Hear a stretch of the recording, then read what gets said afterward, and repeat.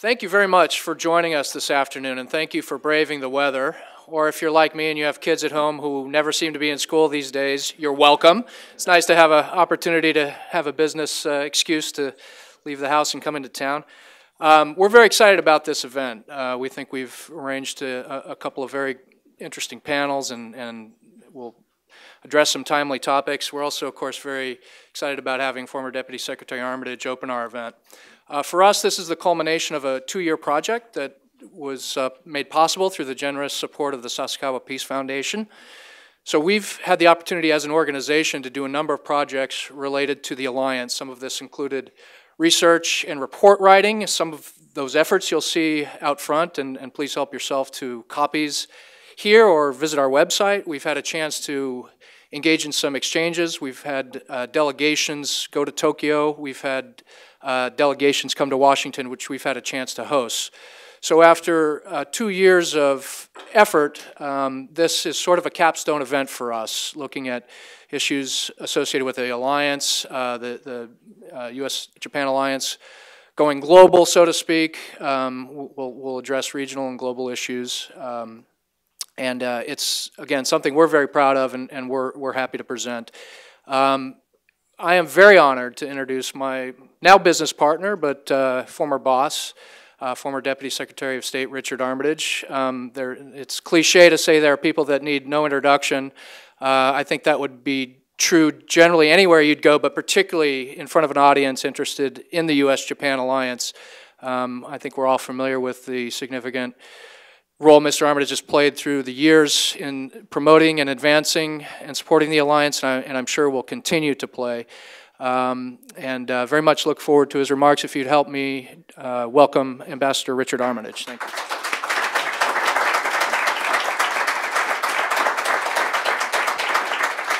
Thank you. Thanks, Randy. Thanks very much. And thanks to the Sasakawa Peace Foundation along with Project 2049 for the opportunity. And Randy, as long as I'm vertical, I'm going to continue to fight for this alliance, not because I get up in the morning and absolutely love Japan, though I admire it greatly. It's because I love my country, and I feel that our interaction through our alliance with Japan is the best possible course of action for the United States. So to speak about the U.S.-Japan alliance today is actually, I'm not my usual ebullient self when I speak about these matters, although I've had the honor for over 30 years when working on this alliance, because we're an alliance which is in the rough seas, and we're drifting. And there are a lot of reasons this is going on, not the least of which is all of us have the specter of the re-rise of China on the world stage, and this has some dislocations associated with it. They could be good, they could be bad, but there'll be dislocations, and I'm not sure that the U.S.-Japan Alliance has decided how best to handle this and how to weather it, how to weather this re-rise of China. Now, I say we're a bit troubled, and I really mean it. Let me kind of sketch out the problems. On the one hand, I think Prime Minister Abe has done so much in the first year, 1 year of his time in office. Motonari's arrows, he's fired all 3, plus a 4th, which was the Olympics in 2020. And we wish Mr. Abe the best of success. At least for the short term, he has really increased the confidence of our friends and colleagues in Japan. But he's done a lot more than that. Look, he's passed the Secrets Act, which means for the United States, we're going to be able to be much more involved with our friends in Japan. He's organized an NSC. One of the big shortcomings that Mr. Hadley and Joe Nye and I and Jim Steinberg found when we were sent by Mrs. Clinton to Beijing and to Japan to talk about the Senkaku's situation. The lack of having a central decision-making body was a real problem, and here the Prime Minister has already gotten that through in good order. The defense budget for now the second time in the last year and a half has increased it, though it was so far in the hole after 10 years of decrements to the defense budget that Japan still has a long way to go. They're discussing PKO changes and the defense guidelines. All amazingly difficult issues and ones which the Prime Minister has with alacrity taken on. And I think one has to look with great envy, as it were, at Mr. Abe's diplomacy, particularly in Southeast Asia, his personal diplomacy, and in South Asia, where he's been enormously successful and where, by all accounts, as evidenced by opinion polls, Japan is held in extraordinarily high esteem. But then there's the other hand. And the other hand's fairly easy. It's three things. It's Yasukuni, and I'll speak about it. It's comfort women, and I'll speak about that. And it's also something that apparently the United States and Japan now share. We have a Tea Party, you have a Green Tea Party in Japan. People who seem to speak up like our Tea Party speaks up, having no knowledge of certain situations, but quite anxious to share their expertise or lack thereof. And it leads to really troublesome statements, most recently by a Japanese in Tehran, calling the United States an abnormal country. Very unhelpful at this time. Now, on the question of Yasukuni, I'm one of those who, I'm not terribly upset with Yasukuni. Let me get this right. The elected leader, a democratically elected leader of a great nation like Japan, made a campaign promise. And now, maybe for Americans, it'd be quite surprising to find that a political leader actually follows through on a campaign promise. But that's what Mr. Abe did, so it should be no great surprise that he did this. But my problem with it is not the fact of it, but the fact that it does Chinese diplomacy for them. And I'm not sure this is fully understood broadly in Tokyo and beyond. It was making the case that China's making. It's maybe unfair. Losing the war is considered by many Japanese to be unfair. So Yasukuni is not something that particularly bothers me. But I think there's a terrible amount of misinformation surrounding the New York Times, saying that the Class A, the 14 Class A war criminals are entombed, that is, buried in Yasukuni. It's very difficult for me to understand how you bury a spirit. But this is what the New York Times is saying. That's pretty uninformed. It's pretty unenlightened. And the whole notion, by the way, of criminals, Class A, Class B, and Class C, first of all, the Class A war criminals were convicted by the Tokyo tribunals of something called crimes against peace. There's no statute against crimes against peace. It's just made up. And B and C war criminals, not unknown in our own military. The United States and our allies won the war, and yet 141 American GIs were executed for war crimes and crimes against humanity and mistreatment of prisoners during the war, and one for desertion in a very famous case. So I think on the one hand, except for the fact that it makes Chinese diplomacy, Yasukuni itself doesn't bother me that much, particularly a religious expression rather than a political expression. The question of comfort women is quite different for me, and I think for most Americans, and certainly for all Koreans. First of all, to Japanese friends, this is an argument that cannot be won. You cannot take a great nation of 120 million people and pit them against 55 elderly women in Korea and expect to prevail. I was a GI. GIs do sometimes rough things that we wish in retrospect we hadn't done.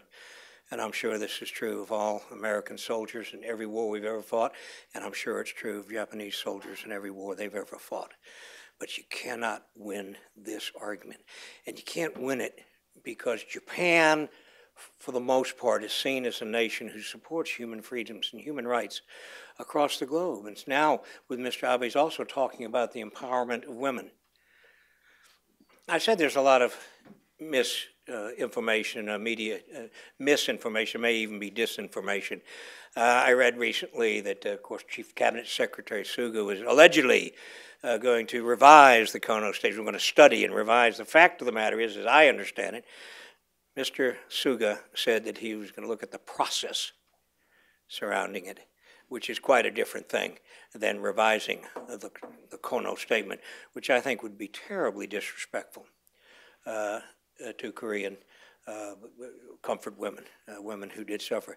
And the argument about there weren't as many as advertised is not an argument that, again, Japanese friends can win. One is too many, And that's a widely held view. And unfortunately, this has now become part of our political discourse here in the United States. And my colleagues, former colleagues at the Department of State and elsewhere, are having to deal with the specter of organized Korean American groups who are trying to introduce this into our body politic. So the sooner we get this off the stage, the sooner we resolve this in a respectful way, these Korean women, the better off we'll all be, and we can concentrate on other aspects of our relationship, which we need to concentrate on in order to meet the challenge of the re-rise of China. Now, I've focused a little bit on what I think Japan is doing, maybe not as well as she should, in some cases not right at all. Let me talk a little bit about the U.S., because we've been scoring some own goals, if you're familiar with the soccer term. Our first own goal had to do with what is actually very reflective of our strategic national interest, and that is the rebalancing to Asia. As a reflection of our national interest, I'm all for it, but I think it was done in such an awkward way that it actually raised a lot of questions around the world, certainly in Europe and certainly in the Middle East, as whether we were turning our back. And we didn't bring to the game all of our advantages. Latterly, we got involved in TPP, which I think is a great thing. If we can get involved also in Trade Promotion Authority, to show that if we do get a decision by the 11 countries interested in TPP, then we'll be able to move it through our U.S. Congress. That's a very open question. So in a way, that's one own goal we scored against ourselves. We didn't follow through on the rebalancing with all our weapons, with all our arrows, to include foreign direct investment, education, exchanges, etc. There's also another own goal in mistranslation. I think many Americans were a little surprised that Japan acted so strongly, or reacted so strongly to our comments regarding a Yasukuni visit, where the U.S. Embassy in Tokyo put out the word that we're disappointed. Well, disappointed is a pretty mild rebuke, if it can even be considered a rebuke. The problem was the translation of the word disappointed at our embassy in Tokyo was incorrect, and it translates to almost losing hope, which is quite a strange thing. So there's another own goal. We meant to have a reaction, not an overly strong one, and we didn't get it right. We've also got a problem, if I were sitting in Tokyo, of American mixed messages. I have senior leaders, most recently Assistant Secretary Danny Russell, putting out U.S. policy regarding China, regarding Japan and other places in an authoritative way in front of the House Foreign Affairs Committee. And you have military commanders in Asia giving other messages, some saying we're having a strategic dialogue in military terms with China. That is not so. We're saying that climate change is our biggest enemy. Climate change is a problem for this citizen, but for our military officers, that is not their job. But until we get some coherence in our messaging, there are going to be these mixed messages. Syria. Turki al-Faisal, the former ambassador here, former intelligence chief of Saudi Arabia, has said it best. He said the red line, which then changed to a pink line, which then changed to a white line, has really brought into question not the capability of the United States, no one questions, I think, the capability, but the willingness and the competence of the United States. And I am surprised to find how much this Middle Eastern issue has translated into Asia. And it doesn't matter if you're in Northeast or Southeast Asia, it raises questions. We're facing it again on Ukraine. This will not stand. We won't accept what the Russians are doing in Crimea. Oh, really? What you going to do about it? So maybe we've got to think a little bit before we talk, and we issue these red lines, pink lines, which become, thus far, white lines. And lastly, in terms of the own goal, it's the acceptance, apparently, by Susan Rice to some extent, and Vice President Biden to a greater extent when he was in Beijing, of the Chinese formulation of new model of great power relations. Well, what does that mean? Anybody got any idea? Nobody has. It means different things to our Chinese interlocutors at different times. It probably means everything to the Obama administration, or anything, or nothing. But they embraced it. And what it does automatically is it denigrates the role of Japan and India and Indonesia and Korea, by the way. They're kind of regional powers, not great powers. They don't stand astride the globe. But you know, accepting this without having a definition is bad business where I come from. And accepting it without definition, particularly when you don't follow through on the whole formulation that even the Chinese use, is terrible business. New model of great power relations with respect for core interest. Well, China's core, that's what they say. Their core interest, they're somewhat understood. They've had some shifting and bobbing and weaving on whether the South China Sea is a core interest or not, but we get the idea. And what are the U.S. core interests? If we're going to embrace this new model, shouldn't we also embrace that we've got core interests and they have to be respected? And chief among those core interests in Asia is respect for territorial integrity and for peaceful resolution of problems. Now, that's not that much. We're not asking for the world. It's peaceful resolution of problems. So all this, difficulties in Japan, difficulties on the U.S. side, have led to a situation which I haven't seen before, and that is almost a Talmudic reading of statements by our senior leaders. Mr. Hagel will say one thing, Mr. Kerry another, and Mr. Biden another, very closely aligned. In truth, American diplomacy doesn't have rote statements. We generally get the idea and then go out and put it in our own words, more or less. But now that we're having this situation in Tokyo, leaders in Tokyo are parsing every sentence and every comment. Oh, Mr. Hagel said X, but Mr. Kerry, he didn't say quite the same. Mr. Biden was a little off. And frankly, they're all, as far as I know, saying the same things.